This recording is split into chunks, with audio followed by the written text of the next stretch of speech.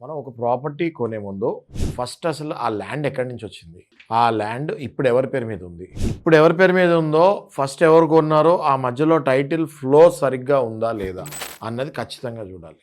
ఎందుకంటే అప్పుడప్పుడు title flow కూడా ఒకవేళ స్టార్టింగ్లో కొన్న వ్యక్తి వాళ్ళకి పిల్లలు ఉండి అది గ్రాండ్ ఫాదర్ ప్రాపర్టీ అయి ఉంటే కనుక ఆ ఇన్హెరిటెన్స్ ఉంటుంది దానికి.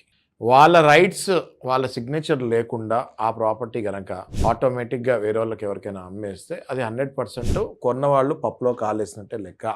మీ గ్రాండ్ ఫాదర్ ప్రాపర్టీ మీ ఫాదరు ఒక్కళ్ళే ఒకవేళ అమ్మేస్తే మీకు బాబాయిలు పెదనాన్నలు ఉంటే అది 100% లిటికేషన్ పడిపోతుంది. సో బాబాయిలు పెదనాన్నలు అందరూ సిగ్నేచర్ చేశారా లేదా అప్పుడే దానికి వ్యాలిడిటీ ఉంటుంది. కొన్ని సందర్భాల్లో మీరు మేజర్ అవుతారు. మీరు మేజర్ అయిన తర్వాత మీ సిగ్నేచర్ పెట్టే అవకాశం కూడా అవసరం ఉంటుంది. సో ఇట్లాంటివన్నీ చెక్ చేసుకోకుండా ఆ డాక్యుమెంట్ ఫ్లో, ఆ ప్రాపర్టీ ఫ్లో డాక్యుమెంట్ సరిగ్గా చూసుకోకుండా ఉంటే 100% ఆ ప్రాపర్టీ ఇప్పుడు కాకపోతే ఫ్యూచర్లో అయినా అది లిటిగేషన్లో పడే అవకాశం ఉంటుంది.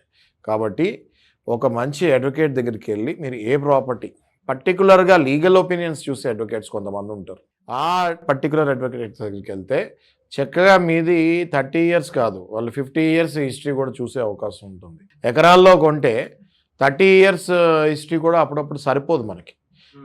తెలంగాణలో 1954, 55 నుంచి చెక్ చేయాల్సి వస్తుంది కొన్ని.